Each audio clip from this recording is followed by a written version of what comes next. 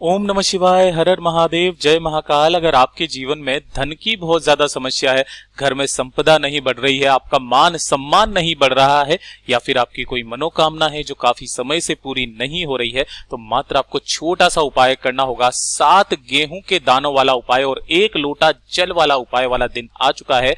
मात्र आपको छोटा सा उपाय आपकी सारी मनोकामनाओं की पूर्ति करेगा। आप जो मांगोगे वो सब कुछ मिलेगा। पूज्य गुरु जी की कथा से सुन करके और समझ करके पूरे उपाय को बड़े ही विस्तार से बताऊंगा, परंतु उससे पहले आप सबसे एक छोटी सी गुजारिश करूंगा कि जो लोग पहली बार आए हैं, चैनल को सब्सक्राइब जरूर करना और वीडियो को लाइक करके महादेव जी का कोई सा भी प्यारा नाम कमेंट बॉक्स में लिखना मत भूलिएगा। अलग से 1 मुट्ठी गेहूं और ले लेना और आपकी सारी मनोकामनाएं पूरी जरूर होगी। इस पूरे वीडियो के अंदर हम लोग 3 महा उपाय के बारे में बात करेंगे, जो ना सिर्फ आपके घर में धन संपदा की वृद्धि करेगा, आपके मान सम्मान में भी बढ़ोतरी लाएगा, आपकी सारी मनोकामनाओं की पूर्ति भी जरूर होगी। तो एक एक करके सारे उपायों को ध्यान से सुनना, समझने की कोशिश करना। सबसे पहले बात कर लेते हैं पहले वाले उपाय की तरफ। ठीक है, देखिए पहला वाला उपाय आप कर तो ले, लेकिन इसका फायदा क्या है, बेनिफिट क्या है, सबसे पहले तो आप इस चीज के लिए जान लीजिए। ठीक है, देखिए पहला वाला उपाय किन लोगों को करना है, अगर आपके जीवन में कभी कोई तरक्की नाम की कोई चीज ही नहीं है ना, करियर में कोई तरक्की हो ही नहीं रही है, करियर में तरक्की नहीं है तो धन संपदा नहीं बढ़ेगी, ना ही आपका मान सम्मान बढ़ेगा। ये चीज ध्यान में रखना। ठीक है, तो आपको अपने मान सम्मान और धन संपदा के लिए ये वाला उपाय बहुत ज्यादा करना जरूरी है। आपको कैसे करना चाहिए, ध्यान से सुनना। आपको 1 लोटा शुद्ध जल ले लेना। ठीक है ना, 1 लोटा शुद्ध जल ले लेना अपने घर का।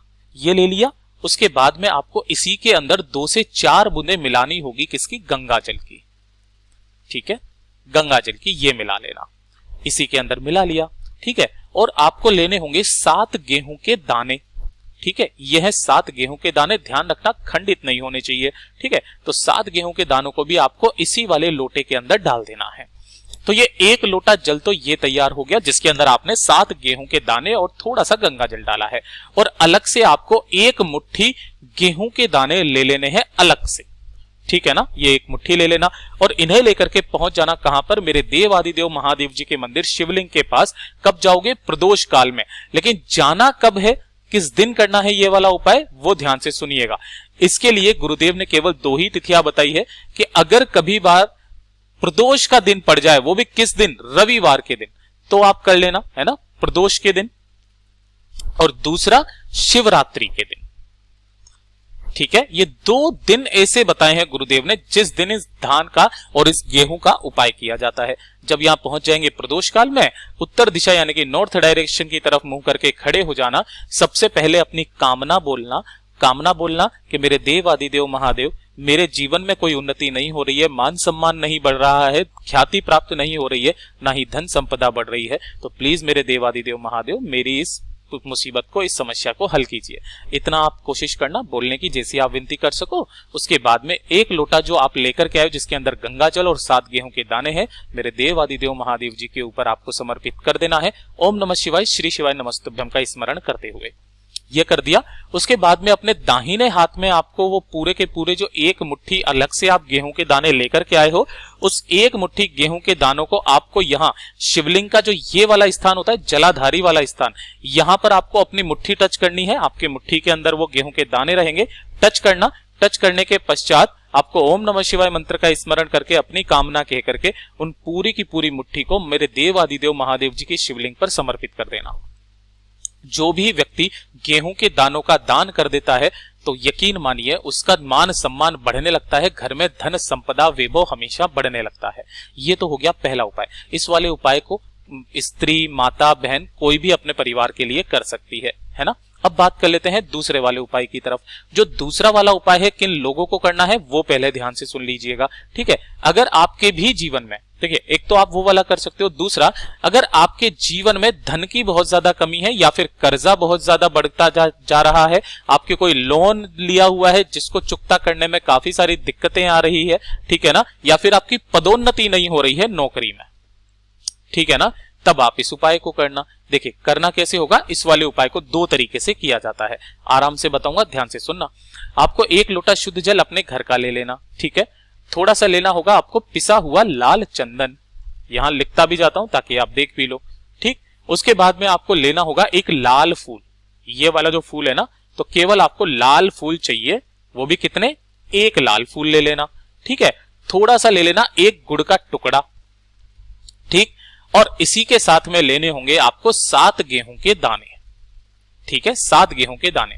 तो 7 गेहूं के दाने, एक गुड़ का टुकड़ा, एक लाल फूल और थोड़ा सा लाल चंदन इसी वाले लोटे में आपको डाल लेना है और इसे पूरा अपने घर के शुद्ध जल से भर देना है, ठीक है ना। देखिए इसको भी 2 तरीके से किया जाता है। इस वाले लोटे को आपको सुबह सुबह जब आप स्नान ध्यान करके आप फ्री हो जाओ, तो रविवार की प्रदोष पड़ रही है तो आप उस दिन कर लेना, वरना शिवरात्रि के दिन कर सकते हो, ठीक है ना। अब रविवार का दिन है इसलिए मैं उस दूसरे उपाय को भी बताऊंगा। आपको सूर्य भगवान जी को अर्घ देना होगा इस वाले लोटे से जिसके अंदर आपने सब कुछ डाल दिया है, ठीक है ना। नहाने धोने के बाद में ध्यान रखना आपके हाथ 8 इंच आपके सर से ऊपर होने चाहिए और जो भी जल नीचे गिरे वो आपके पैरों पर नहीं आना चाहिए, ठीक है। ये तो हो गया धन प्राप्ति के लिए जो उपाय है। और अगर आपके कभी रवि प्रदोष का या शिवरात्रि का दिन नहीं है, इसके अलावा कभी आपको ये उपाय करना हुआ तो आप रविवार के दिन इस उपाय को कर सकते हो, ठीक है ना। लेकिन जब भी आप करेंगे ना तो गेहूं के 7 दानों की जगह आपको डालने होंगे लाल मिर्ची के 11 जो बीज आते हैं ना, ये दाने ये डालने होंगे 11। ये ध्यान रखना, मतलब क्या, लाल चंदन, लाल फूल, एक गुड़ का टुकड़ा और 11 दाने लाल मिर्ची के।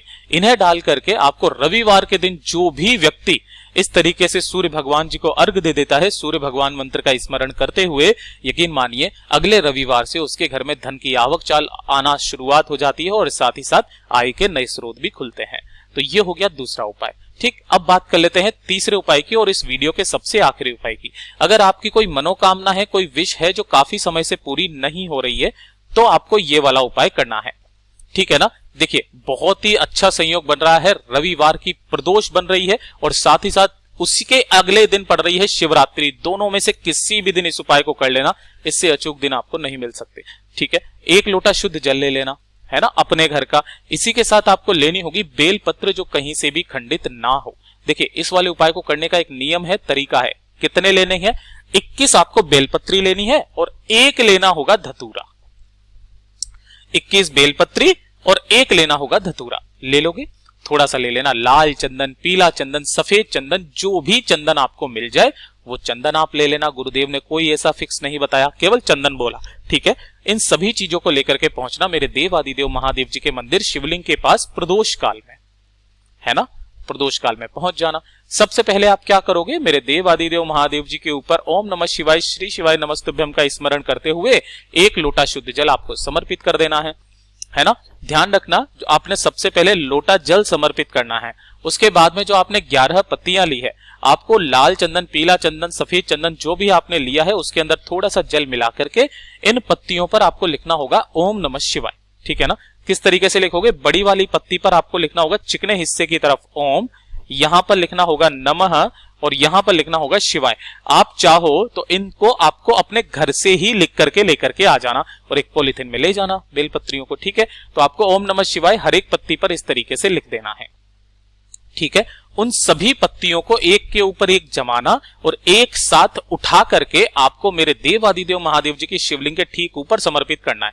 लेकिन कैसे समर्पित करना है? सभी पत्तियों की जो बड़ी वाली पत्ती है ना वो रहेगी, उसका मुख रहेगा आपकी तरफ और जो डंडी रहेगी वो आपसे विपरीत दिशा में। सभी पत्तियों की इस तरीके से समर्पित करना, ठीक है। और अपनी कामना कहकर उन्हीं पत्तियों के ऊपर आपको जो 1 धतूरा लिया है, इस 1 धतूरे को इसी के ऊपर अपनी कामना कह करके अपना नाम और गोत्र बोल करके यहां पर समर्पित कर देना।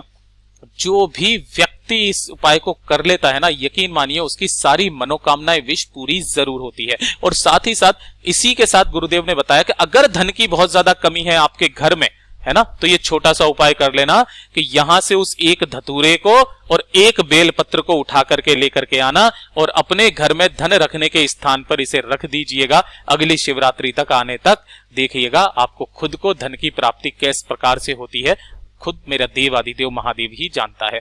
पूज्य गुरु जी ने जैसा अपनी कथाओं में बताया वैसा आसान भाषा में आपको बताने का संपूर्ण प्रयास किया।